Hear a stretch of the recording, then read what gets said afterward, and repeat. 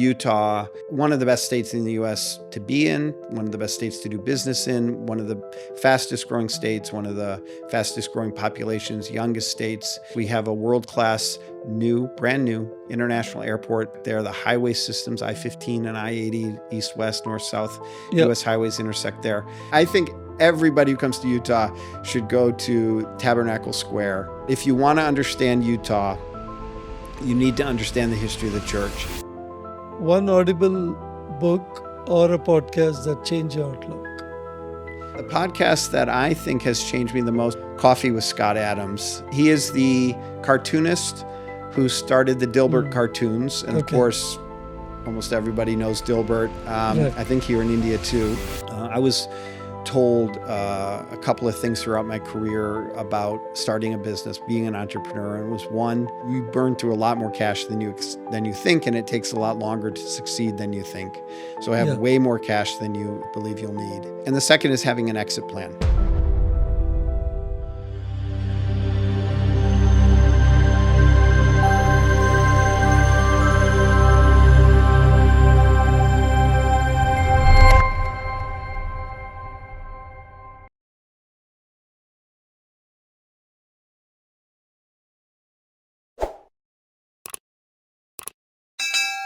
Welcome to Lighten, where we dig beneath the surface and bring you stories of leadership, innovation, and global impact. Today, we have David Carlebach, Chief Operating Officer and Managing Director of World Trade Center Utah, a visionary leader who has seamlessly bridged Wall Street experience with Utah's growing impact on the global stage. From transforming financial operations at Goldman Sachs to expanding Utah's presence all over the world, David brings a unique perspective on global commerce, economy, and the resilience that World Trade Center is bringing to the ecosystem is now visible in India. David is here to unearth and discover opportunities for collaboration between India and America, and this is the second delegation David is orchestrating from Utah to India. More power to the collaborative initiative and more power to David's leadership on making things happen for both nations. From Goldman Sachs to World Trade Center, you've navigated several waters and you've been pretty good at it. So is that corporate playbook playing out very well in your current role in the World Trade Center? Yeah, it certainly has. And to really answer the question, I should add that besides my 20 plus year career at Goldman Sachs, I was also a management consultant, and I was a legitimate entrepreneur working with very committed entrepreneurs for over 8 years. So I've had a good blend, or I had a good blend of experiences, entrepreneur, consultant, executive at financial services before I came to this role. And I think, honestly, what has been most helpful in this role is having that breadth of experience. I meet people from all walks of life, both in Utah and abroad. Sure. I work with politicians and government leaders. I work with bureaucrats in different agencies. I work with leaders at professional service firms, leaders with large corporations, small business owners, and being able to relate and understand quickly and effectively and meaningfully with them is very important in my role of building ties among them. Right. And I think I do that well because of that breadth of experience. But the other thing related to that is the job has also allowed me to grow. Despite the breadth of experience, I still had gaps, maybe significant gaps in my arsenal. And in this role, I've done so much more business development, economic development, but really business development, so much more outward-facing work than I did in my career. And it's kept me young, and it's satisfying. And you look pretty young. Well, no. You do. Are you young? Are you young? You do resemble Tom Hanks, actually. Anyways, I've had over 40 years of work experience and still growing and still learning. and it's very Amazing. satisfying. And Yeah, like I said, keeps me young and keeps me engaged. sure. So you also had a stint as an entrepreneur, uh, between Goldman Sachs and your other uh, top corporate jobs. What was that experience like Experience as an entrepreneur. as an entrepreneur? Well, I mean, you blended in entrepreneurship and roles at Goldman, which absolutely Right. included some creativity and some Correct. vision. Hmm. So maybe I'll touch on them separately. I mean, as a pure entrepreneur, Sure. that experience was very exciting. I mean, at many times in my career, I've looked back and said perhaps the most valuable experience was as an entrepreneur. I think the positive side of it was I was an entrepreneur, and yeah, I guess almost by definition, as an entrepreneur, you're at or near the top, you're part of the leadership team. Right. And I had that experience when I was 20, 21, 22. I was very young. Oh, wow. Okay. And to be able to see the enterprise, big or small, in its entirety is a real benefit and distinctive. So many people, especially in corporate life, uh, they don't walk around and think and act like the CEO. Yeah, They exactly. walk Yeah. around and think and act like That they're the working for manager somebody. in this Yeah. department or Yeah. something like that. True. And that was just not my natural perspective because I had So spent did 8 you start off years. as an entrepreneur? The first thing I did in my career was a research analyst at a consulting firm at Booz Allen in Oh, I Hamilton, see. but that Booz was Allen. Okay. that was just a year and a half. Right. The next 8 years were as an entrepreneur. So I think that was very formative. Um, so I think that's the lesson learned on the positive side, if you will. On the negative side, I'll just add it is also scary, harrowing, lonely. Absolutely. When Yeah. everything rides, and again, it was blunted for me because I was working with two men who were a generation older than I was, and Right. who were funding the operation. But we were as close as partners could be. Um, so I saw it through their eyes, if not directly. And in any case, I think for an entrepreneur, it can be quite lonely and scary, as I said, and simply making payroll or um, being responsible for Yeah. every decision, and they often impact people. Correct. These, and there are many, many, many more.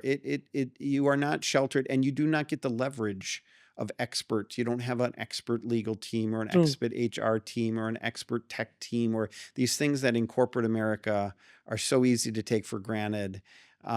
So there's a price to pay as an entrepreneur. In terms of at Goldman Sachs, if I could say, in terms of entrepreneurship, I think simply and you've said it, I think in your intro, that entrepreneurship and leadership, of course, entrepreneurs are leaders, Right. and they're not independent or separate things. There's overlap there, and leadership and entrepreneurship both start with a vision. I mean, leading in simplest terms is taking a group from point A to point B. And it's not True. any point B. It's not some randomly chose point B. It's Exactly. point B chosen because you're committed and you're passionate and you think B is a better place to be than A. And Right. getting there, if you're doing it on your own or as a small group, of course, that's entrepreneurship. If you're doing it as part of a big corporation, it's just quote unquote leadership. Yeah. But having that vision is really where it starts. If you want to be a leader, there are other things that are associated with leadership, but having passion about getting about a point B and knowing where you are as point A realistically, Right. and having a view about what it takes to go from A to B. Those are it sounds abstract, but I think once you're in those roles, you see those are very, very real questions to which you have to have very, very clear answers if you're going to be effective. Absolutely. And were there any moments of failure that you experienced, and how did you navigate them? Yeah, I mean, I think the foray into entrepreneurship, well, it was not a failure. It was a great experience. I've already said that, and Right. I Right. wouldn't have it any other way. Sure. But our overt, initial goal was, to make $1 million, to make a boatload of money, and we did not do that. Yeah. And we tried, and we tried very hard. We tried for 8 years. We did innovate. We did earn respect, from experts in our field, and it was very satisfying. But we didn't succeed. So yes, we failed in that regard. I, more on a more personal level, I felt like I failed by, or might have failed, evaluated whether I had failed when I decided to stop, to give up. Yeah. I think most of the audience, when you hear from successful entrepreneurs, they'll say, the key to their success is their commitment. I think as a result, it's not easy to quit. However, I think there's a lot of self-selection bias in the people who are, or selection bias in the people who are chosen to speak to audiences about entrepreneurship. They're almost always successful entrepreneurs. And of course, to them, they see success as having seen it all through. Right. But 99 out of 100, maybe more, I don't know, 999 out of 1,000 don't succeed. And so commitment for them means really failure, which could be quite at a very profound level. It could be personally, it could be in terms of the relationships with their family or their wife in particular. It can be financial ruin. A failed business experience can be a real albatross. I was told a couple of things throughout my career about starting a business, being an entrepreneur, and it was one, make sure you have a lot of cash. Right. Because what's going to ultimately lead to your exit, if you will, your failed exit, a failure and exit, is going to be running out of cash, and you burn through a lot more cash than you think, and it takes a lot longer to succeed than you think.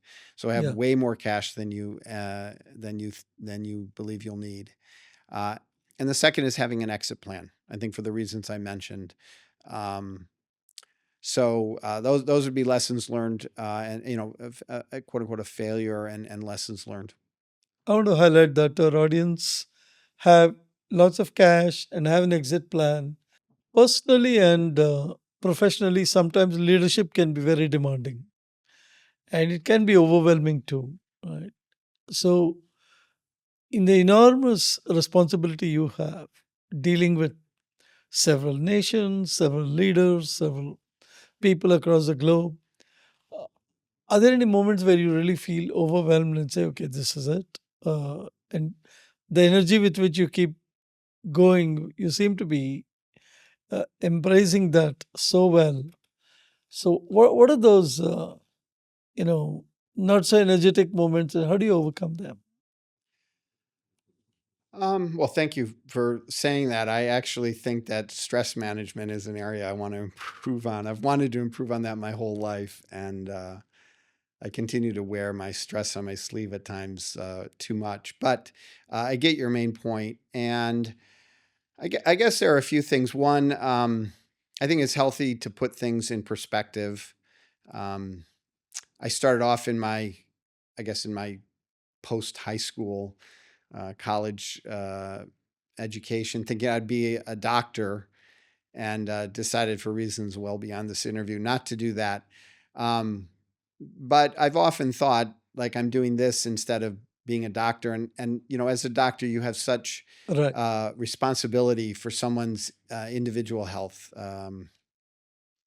So keeping that in perspective, that even if worse comes to worse, hopefully, most likely, no one's going to die.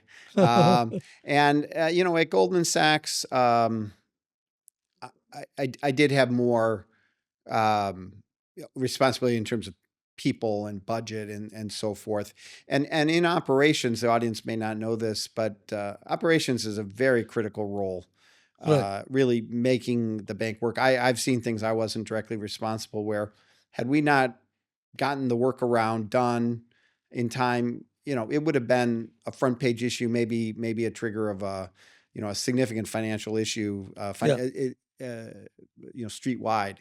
Operations is absolutely at the heart and soul of Goldman Sachs, and financial services are at the heart and soul of our economy. And if things go bump in the night, there can be real issues. And so In that role, I don't know that I felt overwhelmed, but I certainly recognized the gravity of the situations once in a while. Like during the Fukushima earthquake, I was in charge of Right. operations in Asia, Okay. and whether the Tokyo office opened up the next morning or not, it in part depended on what my team did, and we did open up, and that's a whole nother story. But in any Right. case, maybe just picking up on that, we did open up, and that's not because of me, but it was because of the team. So, I would say that when it is daunting, if not overwhelming, um, one way through that is by having a very high quality team who you can turn on and Sure. turn to, rather, not turn on, turn to,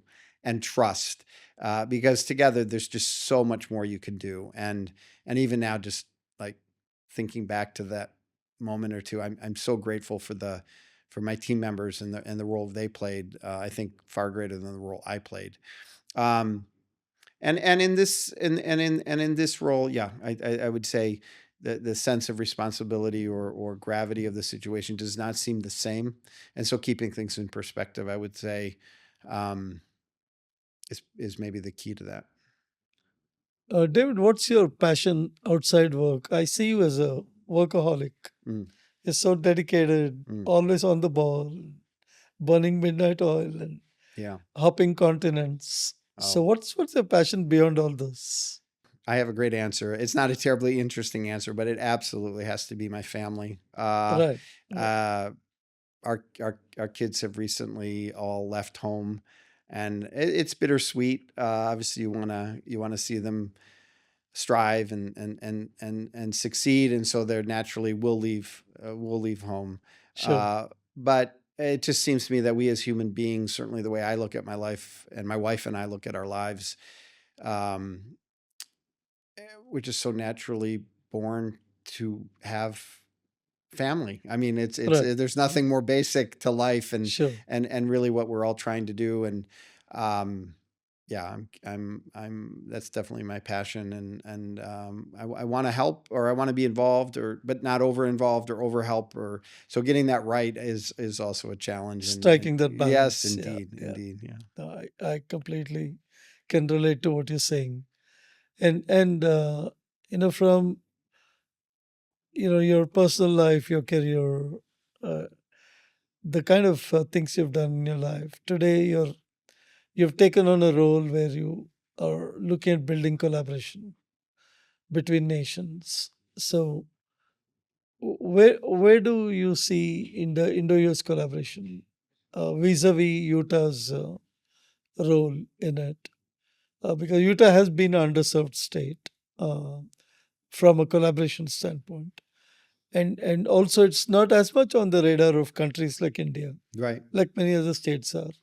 So, talk to us a little bit about your overall mission, your visit, your delegation, and how yeah, things are going, and what are the successes you've achieved, and what are you looking forward to? yeah.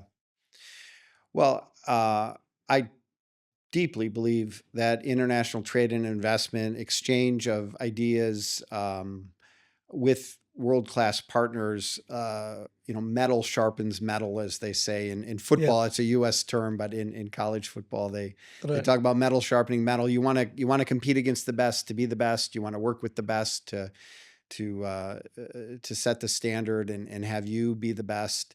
And so I fundamentally believe in that. And so, from an overall vision, I want Utah not to live in a bubble, but to engage with the best. And Right. India can be that. In terms of the vision for Utah vis-a-vis India, obviously India is an enormous country, and Utah is we used to say a small state. It's a moderate size state. It's in the middle third. It just moved up the ranks, That's from correct. being Yeah, in the lower third to the middle third in terms of absolutely. rankings of U.S. And states by that's thanks to people population. like you. Well, and many other factors. But Right. so obviously, there's some asymmetry there in terms of size. My vision for Utah is that, first of all, as again I think I've said already, it is one of the best states in the U.S. to be in, one of the best states to do business in, one of the fastest growing states, one of the fastest growing populations, youngest states, et cetera. And I want India to know that. I just, as I think you said, it's kind of a hidden gem. It's not Right. Texas, it's not Florida, it's not California or New York, but it is a wonderful place to do business, and you don't always need to be in the biggest state. I mean, what are you going to do? Even if you're in the biggest state, it's not like your entire entry strategy for the US is solved when you get to California. No, There's still a absolutely. huge part of the US to Yeah, access. yeah, yeah. And you can do that from Utah. It's a great place to do business. We have a world-class, brand new international airport. It's a Delta hub. You can get anywhere in the US. Delta loves it. It's only going to grow. It's 15 minutes from downtown. Um, physically you can access anywhere. We're the crossroads of the West. We want to be the crossroads of the Right. world. The railroads, the Burlington Northern and the Union Pacific intersect there. The highway systems, I-15 and I-80, east, west, north, south, Yeah. U.S. highways intersect there. So we want people to know it, and we want people to consider it as an entry point into the U.S. And I think that makes a ton of sense. Um, so, that's the vision, and I would hope water finds its level. It's not going to be the right state for everybody in India, but we don't need that to be successful. And if it's the right place for India, I hope Indian companies and investors hear that and make the right decision. Um, and I think that's going to do wonders for Utah. For the benefit of our audience, can you outline some steps and the kind of help that you give from World Trade Oh, Center for those companies wanting to expand into US yeah, and wanting to start with Utah? sure. So just generally, World Trade Center Utah is a not-for-profit with the mandate from our board, who are mostly uh, industry leaders within the state, but also from the governor's office and the legislature to promote international trade and business between Utah and the rest of the world. That includes many things. I won't go into that, but it includes sourcing and Yeah. sales. In Mm. terms of attracting foreign direct investment, which is what your question's about, we want to be the front door to Utah, and we take a very kind of broad view of what that would be. We would love for a large Indian corporation like Tata to Yeah. come to us and say, we're looking to acquire some company and invest $5 billion. That happened when SAP Correct. purchased Qualtrics. Qualtrics was a software company going to go public. Hmm. And just before they went public, SAP came in and bought them up for billions. Right. We didn't facilitate that, but that would be a dream come true. What's much more common is that small or medium enterprises come and they're looking for lots of things, often different from the large corporation that's coming in to either make an acquisition or start a greenfield site.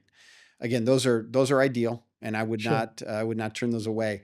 But for the small and medium enterprises, they're often looking for first customers.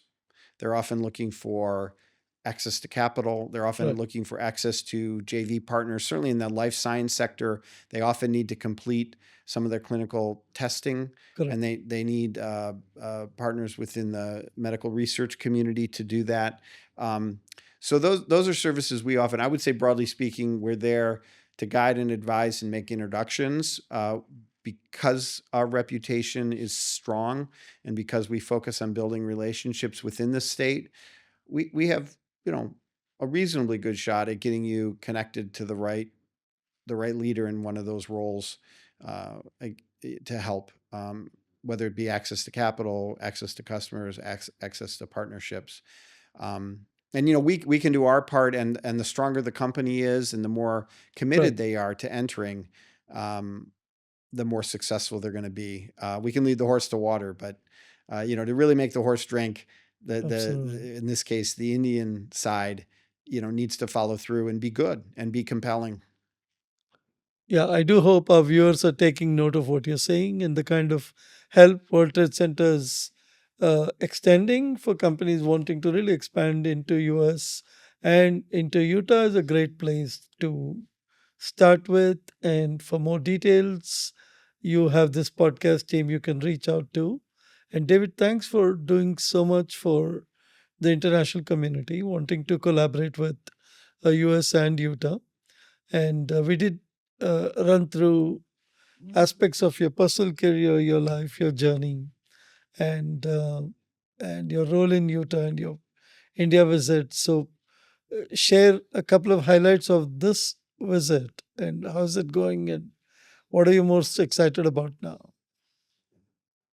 Wow. Well, I've been here 8 or 9 days, so it's already Right, been right, a lot, and it's all done not on Indian Standard Time, but at the Indian pace, which is right. relentless. And- We've yeah, accomplished a lot. I'm probably got some recency bias here, sure. just because of my failing memory. But we had a great meeting this morning. Right. We met with the India Venture Capital Association, Yeah, and it couldn't have felt more. I couldn't have felt more at home. It didn't. It couldn't have been a more collegial and warm and promising discussion.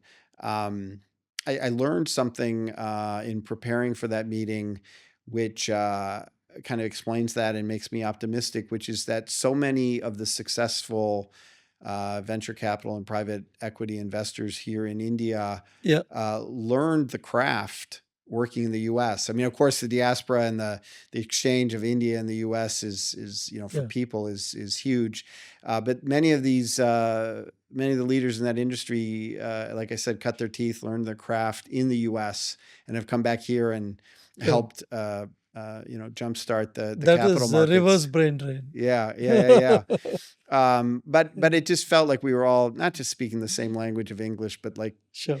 knew the same, just had the same points of reference across the board. So that was very promising. I would love to see our innovation ecosystem, both the founders as well as the investors in Utah, be be energized, you know, through partnerships one way or the other with their counterparts in India and hopefully vice versa. That was one that was exciting.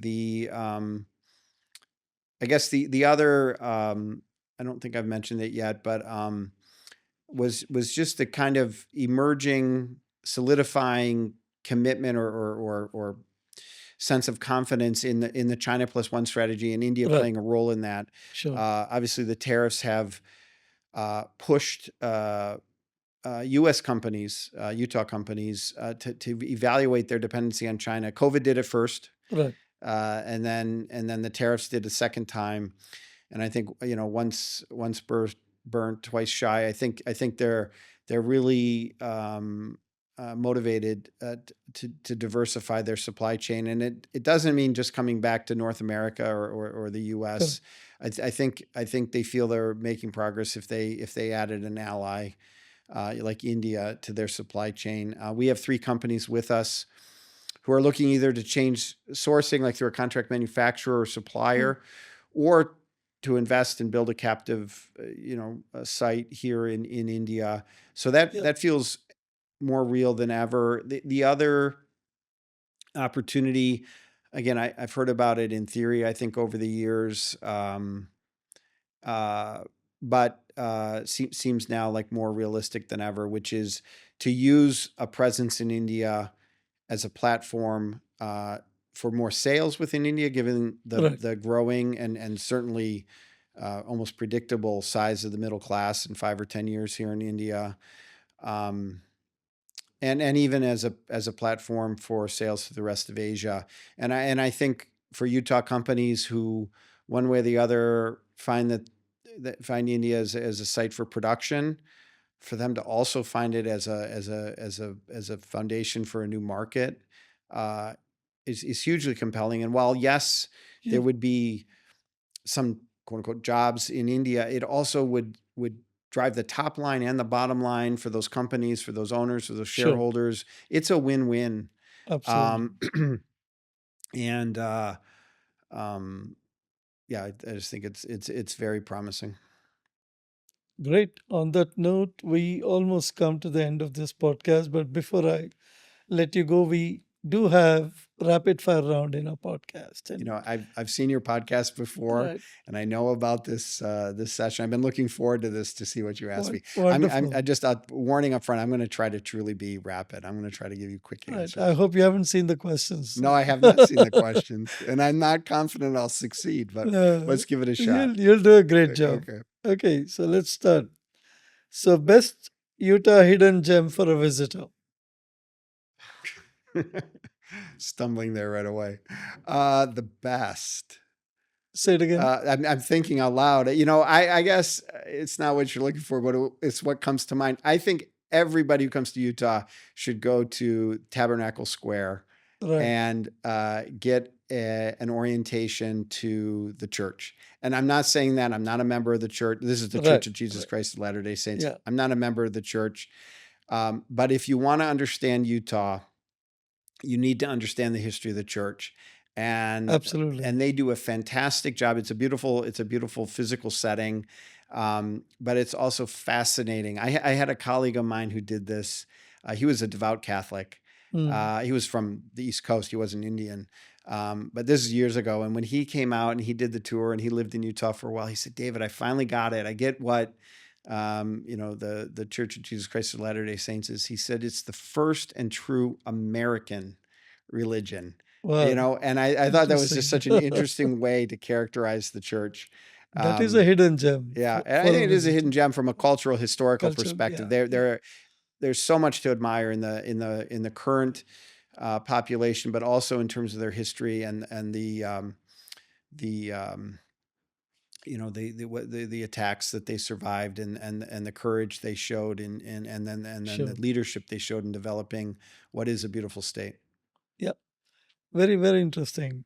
Thanks for sharing that.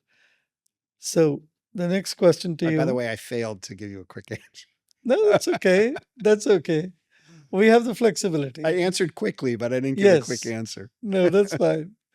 So rose or thorn moment from the past year?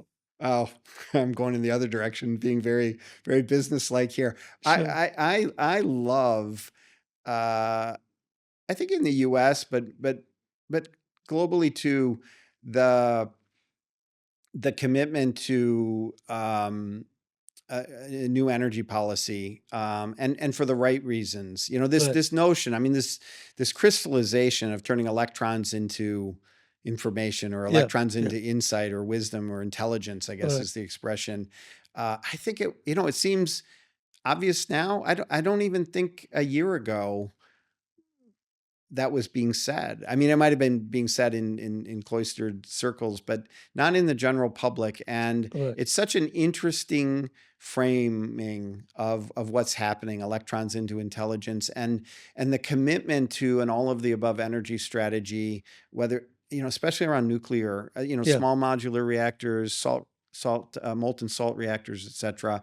I think those things are going to be very promising. And I think energy has always been at the core of wealth creation and a better standard of living. And I think it can be again. I understand the concerns about AI, but I'm hopeful at least that there will be guardrails and that we will make finally breakthroughs for a real abundance of energy to fuel AI and fuel lots of other things. Really fuel the future, from the Jetsons of flying cars. And I heard somebody at an energy panel recently say, we will have flying cars. We will go to Mars. We will have robots everywhere. And maybe that sounds not positive to a lot of people, again, because they're concerns about change and maybe the dehumanizing aspect of that. But change can be scary, but it can also be very, very energizing and positive. And again, I think the issue now is not the technology itself, but it's the energy to power it. Yeah. And I think there is finally an energy policy and a commitment to new energy sources that can really make step level change in that sector, which I think is really promising. Next question to you: one international market Utah is underestimating. Well, I mean, India. Yeah. We're I'm here. willing to give it to India. Absolutely. I think we pay attention, if you will, a little bit to Canada and Mexico just because they're neighbors, and that's a good reason. Sure. We've paid attention to China because it was the play, 25 years ago, 20 years ago, maybe 15 years ago. Um, and India, India is a complex market, and I think one that people have shied away from. But I know India is committed to making it easier to do business here, and has made real strides in my 25 years of coming here on lots of levels.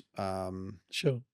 And I think it'll continue to make progress. And so it probably is underestimated, but we're trying to change that. One audible book or a podcast that changed your outlook? Oh, well, the podcast that I think has changed me the most started maybe during COVID, maybe a little bit before COVID, and it would be Coffee with Scott Adams. If Hmm. others have not watched it, they should. He is still going strong. He recently had a cancer scare, Oh, okay. um, but at least recently he seemed to have at least postponed the consequences of that. He is the cartoonist who started the Dilbert Hmm. cartoons, and of Okay. course, almost everybody knows Dilbert. Right. I think here in India too. Um, you don't really think of a cartoonist as being all that insightful, but of Right. course, a cartoon is so turgid, so not turgid, but so powerful and so concise, so terse, and that takes a tremendous amount of insight. And Sure. he was one of, if not the most successful cartoonist. He has taken that brilliant mind and turned it into a podcast, a punditry about current events. He brings to that podcast not only that tremendous insight, but also kind of a hetero-orthodox perspective on things, which Sure. I find energizing. I think a real love for people, and he's also extremely knowledgeable about influence and communication, Hmm. and especially with the role of media and social media Right. being empowered by technology so much and having so much influence. I think understanding the the tricks and the tools, the tricks of the trade, the tools and the craft of influence and communication. I I think every listener should try to learn more about that. And he's a great source of information and insight. And he does it over and over, day after day. And I feel I'm a better consumer of news and media Right. because of what he's taught me. Great. One talent about you that nobody knows. Talent? Hmm. Well, perhaps many in the audience know that Utah is the capital, if you will, of the Church of Jesus Christ of Latter-day Saints, and they might know further that many, maybe most children, when they reach the age of 18, go on missions. Right. It is a mission to proselytize, to spread the word Yeah. as they know it, of Jesus Christ. Um, and but the part that maybe they don't know, which I think is interesting from a business perspective, is that as a result, uh, not only do these young adults come back um, with a foreign language skill, which can be quite Hmm. helpful. There are more languages spoken in Utah than in India, believe it or not, because Oh, they've sent really? their children, their young adults, far and wide. Not only have they come back humbled and appreciative of life, because they live basically a life of poverty for two Right. years, proselytizing Hmm. in a very distant lands where they're not at all at home or accustomed. But they also come back as excellent salespeople. And I think from a customer service and customer Right. success perspective, Utah, which is often kind of an early phase of a company entering a market. You might have developed your medical device in Sure. Singapore. You might manufacture it in, I don't know, Taiwan or China. But if you're selling it in the U.S., you may very well need some technical Absolutely. support, some customer success, some salespeople, at the Certainly. tip of the point of the spear there with your customers. And Utah Right. is a particularly good place for that type of operation, if you will. Awesome. And one last question. A morning ritual that you would swear by. Uh, well, two come to mind. I'm trying to do a better job of them. I look back at my youth and I didn't have either of these habits, and it's almost hard to believe. And now while I'm traveling, I'm not really committed to these habits because it's hard when you're traveling. But they're basic things, but exercise. I used to always exercise if I exercised at the end of the day, which I can't believe now.